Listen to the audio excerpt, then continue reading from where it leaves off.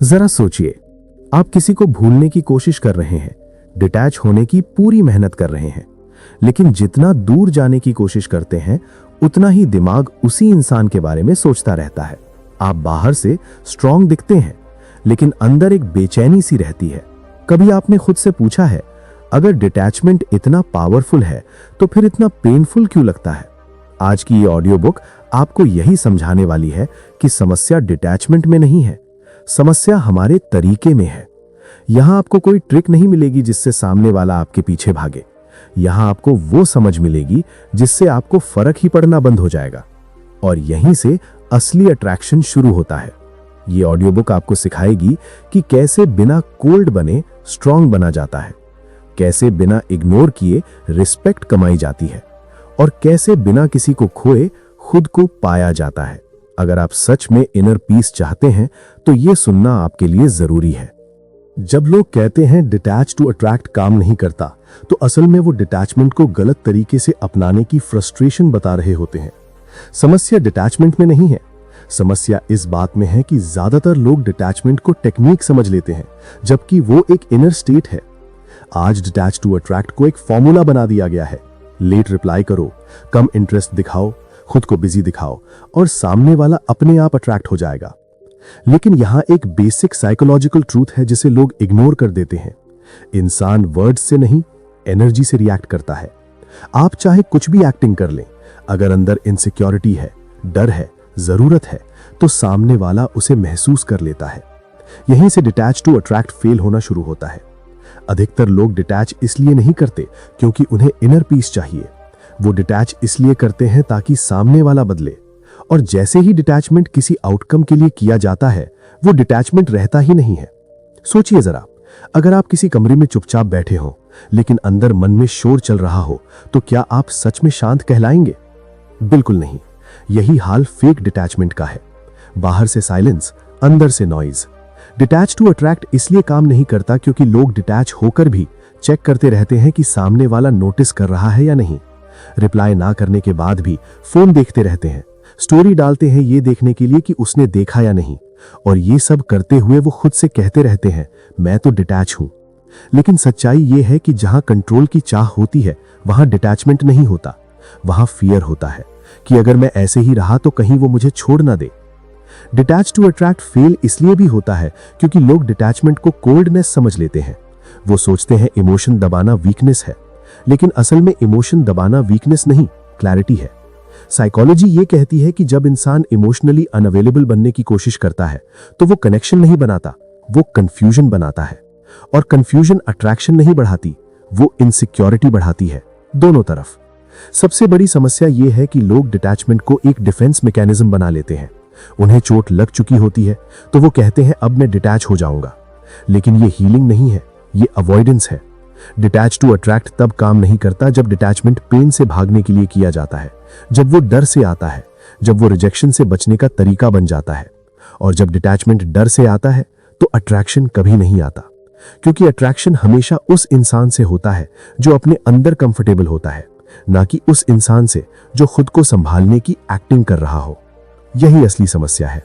Detachment को लेकर सबसे बड़ा भ्रम यही है कि लोग समझते हैं डिटैच होना मतलब फीलिंग खत्म कर देना। यहीं से सारी गड़बड़ शुरू होती है।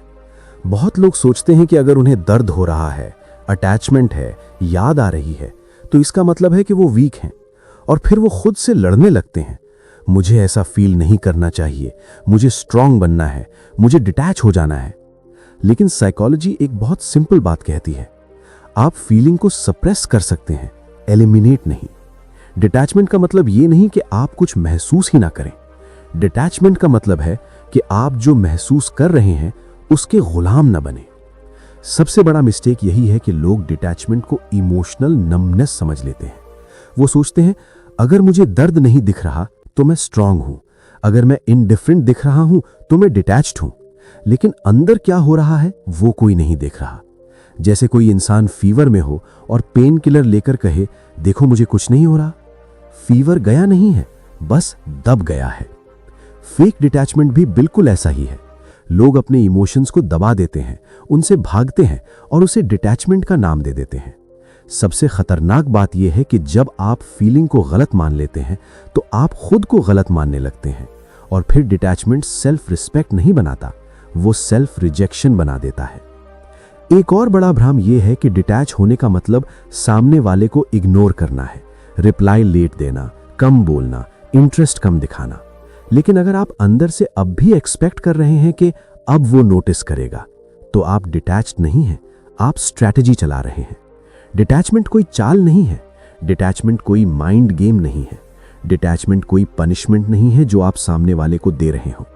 डिटैचमेंट का सबसे बड़ा भ्रम यही है कि लोग इसे रिलेशनशिप टूल समझ लेते हैं, जबकि ये एक इनर अलाइनमेंट है। आप किसी को चाह सकते हैं और फिर भी डिटैच्ड हो सकते हैं, और आप किसी से दूर होकर भी पूरी तरह अटैच्ड रह सकते हैं। असल सवाल डिस्टेंस का नहीं है, असल सवाल डिपेंडेंसी का है। अगर आपकी मूड, आपकी सेल्फ वर्थ किसी और के बिहेवियर से डिसाइड हो रही है, तो चाहे आप कितने भी साइलेंट हो जाएं, आप डिटैच्ड नहीं हैं। सबसे बड़ा मिस्टेक यही है कि लोग डिटैचमेंट को रिजल्ट से जोड़ देते हैं। अगर मैं डिटैच हुआ तो वो वापस आएगा, अगर मैं डिटैच हुआ तो मुझे रिस्पेक्ट मिलेगी। जिस पल डिटैचमेंट किसी आउटकम के लिए किया जाता है, उसी पल वो डिटैचमेंट मर जाता है, क्योंकि जहां कैलकुलेशन होती है वहां इनर पीस नहीं होता। डिटैचमेंट का सबसे बड़ा भ्रम यही है, लोग सोचते हैं कि डिटैचमेंट से रिश्ता बदलता है, जबकि असल डिटैचमेंट पहले इंसान को बदलता है, और जब इंसान बदलता है तो या तो रिश्ता बदल जाता है या फिर उसे फर्क पड़ना बंद हो जाता है। यही फर्क लोग समझ नहीं पाते। असली डिटैचमेंट को समझने के लिए पहले एक बात साफ करनी होगी। डिटैचमेंट कोई दूरी नहीं है, डिटैचमेंट एक अंदर की स्थिरता है। असली डिटैचमेंट तब शुरू होता है जब आपकी शांति बाहर की परिस्थितियों पर डिपेंड करना बंद कर देती है। जब कोई आपके साथ अच्छा बोले तो आप खुश हो, और जब वो इग्नोर करे तो आप टूट जाएं। तो ये अटैचमेंट है, डिटैचमेंट नहीं। इनर पीस का मतलब ये नहीं कि जिंदगी में कुछ भी फर्क नहीं पड़ता। इनर पीस का मतलब है कि जो भी हो रहा है वो आपको अंदर से तोड़ नहीं रहा। असल डिटैचमेंट में आप इमोशंस से भागते नहीं हैं, आप इमोशंस को समझते हैं। आप उन्हें दबाते नहीं हैं, आप उन्हें ऑब्जर्व करते हैं। आप उदास हो सकते हैं, आप मिस कर सकते हैं, आपको पेन हो सकता है, लेकिन आप पैनिक नहीं करते। यही फर्क है।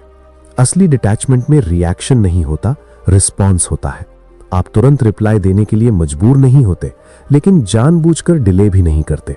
आप सामने वाले को इग्नोर नहीं करते, लेकिन खुद को भी इग्नोर नहीं करते। इनर पीस तब आती है जब आप ये मान लेते हैं कि हर इंसान आपकी जिंदगी में हमेशा रहने के लिए नहीं आया होता।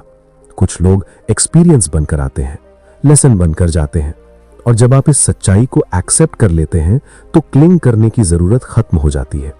असली डिटैचमेंट में सेल्फ कंट्रोल नहीं होता, सेल्फ अंडरस्टैंडिंग होती है। आप खुद को बार बार याद नहीं दिलाते कि मुझे डिटैच रहना है, क्योंकि जब समझ आ जाती है तो एफर्ट की जरूरत नहीं रहती। इनर पीस का एक क्लियर साइन ये होता है कि आप सामने वाले की हर हरकत को पर्सनल लेना बंद कर देते हैं।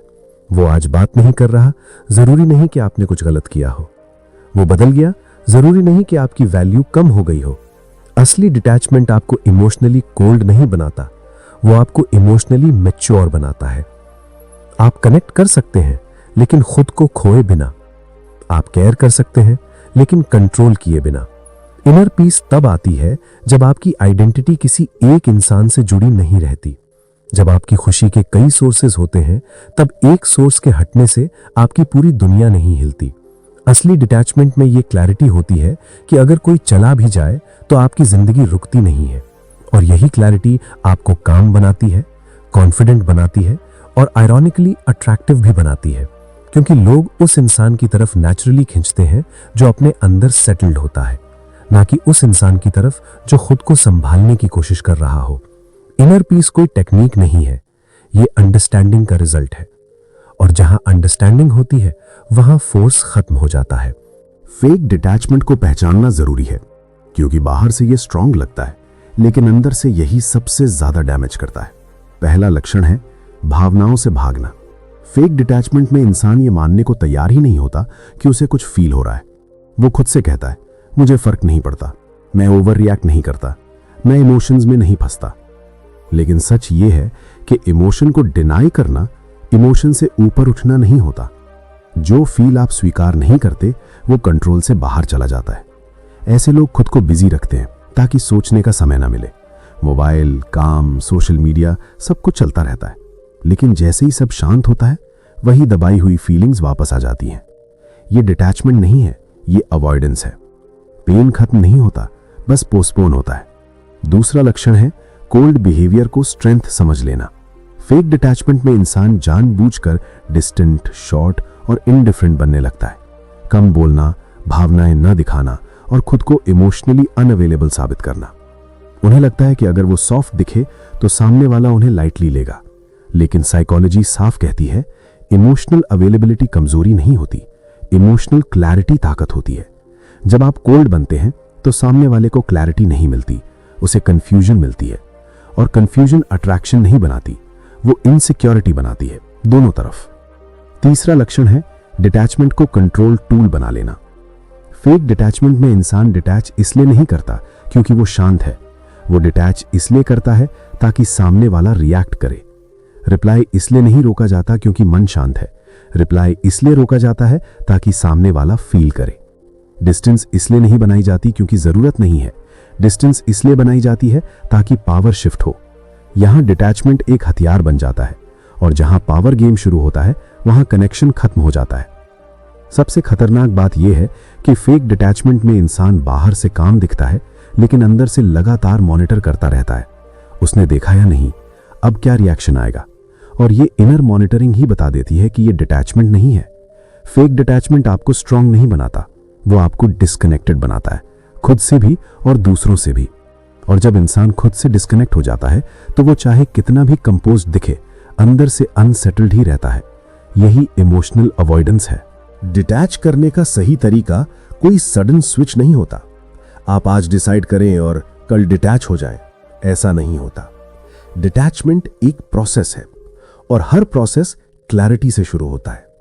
पहला कदम है जो महसूस हो रहा है उसे ईमानदारी से स्वीकार करना। ज्यादातर लोग यही गलती कर देते हैं। वो डिटैच होने के नाम पर खुद से झूठ बोलते हैं। मुझे कुछ नहीं लग रहा, मैं ओवर नहीं हूं, मैं ठीक हूं। लेकिन जब आप खुद से झूठ बोलते हैं तो आप खुद के खिलाफ खड़े हो जाते हैं। सही डिटैचमेंट में आप अपने आप से कहते हैं, हाँ मुझे फर्क पड़ रहा है, हाँ मुझे दुख हुआ है, हाँ मैं अटैच्ड था। ये वीकनेस नहीं है, ये क्लैरिटी है।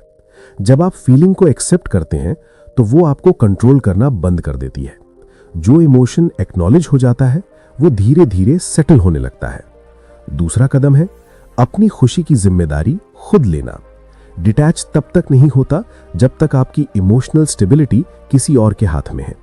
अगर आपका मूड किसी मैसेज पर डिपेंड करता है, किसी कॉल पर डिपेंड करता है, किसी अटेंशन पर डिपेंड करता है, तो आप डिटैच नहीं हो सकते।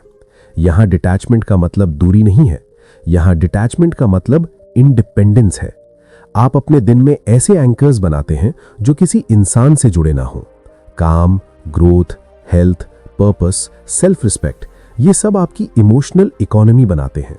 जब आपकी जिंदगी में मीनिंग होता है तो आप किसी एक इंसान से मीनिंग नहीं मांगते। तीसरा कदम है एक्शन से पहले सेल्फ रिस्पेक्ट को रेफरेंस बनाना। हर डिसीजन से पहले खुद से एक सवाल पूछना, अगर मैं ये करूं तो क्या मैं खुद की नजरों में छोटा हो जाऊंगा? डिटैच होने का मतलब ये नहीं कि आप ब्लॉक करें, इग्नोर करें या डिसअपियर हो जाएं। डिटैच होने का मतलब ये है कि आप वो नहीं करते जिसके बाद आपको खुद से एक्सप्लेन करना पड़े। आप बार बार मैसेज नहीं करते क्योंकि आपको पता है कि आपकी वैल्यू रेपुटेशन से कम नहीं होती। आप अननेसेसरी कॉम्प्रोमाइज नहीं करते क्योंकि आपकी पीस आपकी प्रायोरिटी है। यहां बाउंड्रीज नेचुरल बनती हैं, अनाउंस नहीं की जाती।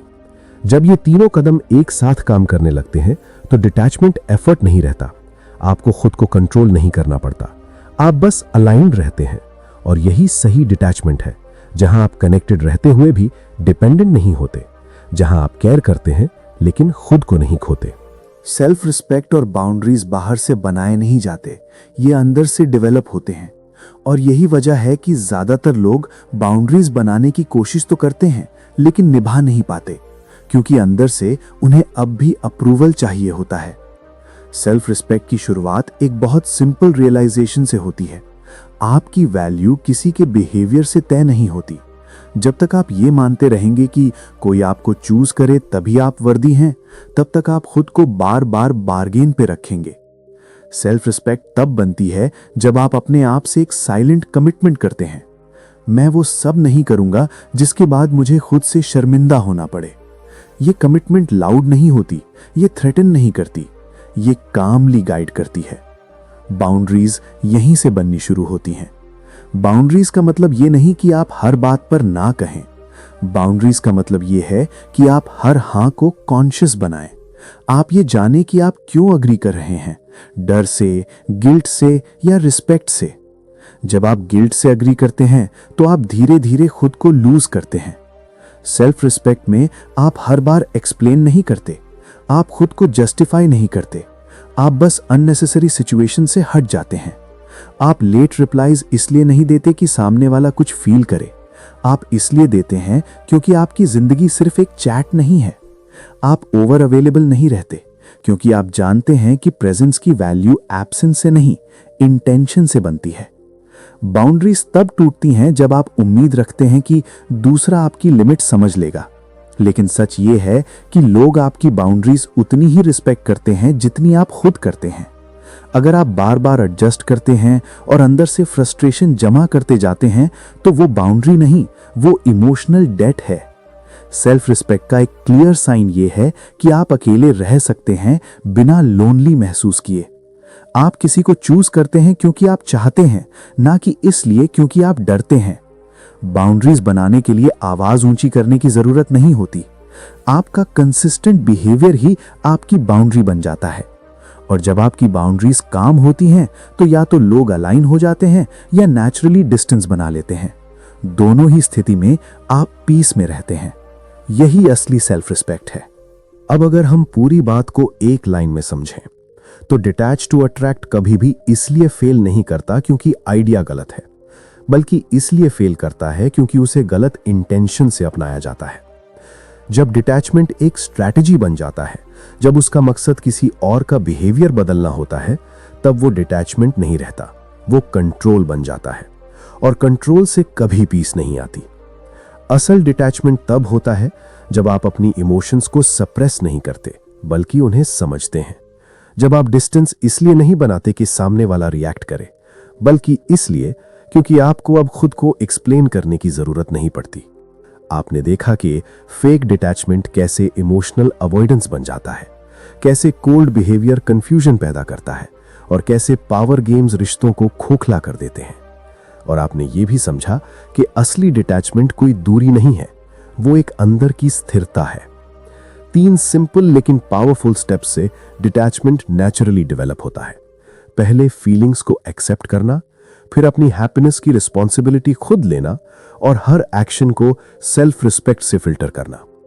सेल्फ रिस्पेक्ट और बाउंड्रीज कोई रूल्स नहीं है जो आप दूसरों पर इंपोज करते हैं, ये स्टैंडर्ड्स हैं जिन पर आप खुद को जीना सिखाते हैं। जब आप खुद के साथ अलाइंड होते हैं तो या तो रिश्ते बेटर हो जाते हैं या फिर आपको फर्क पड़ना बंद हो जाता है।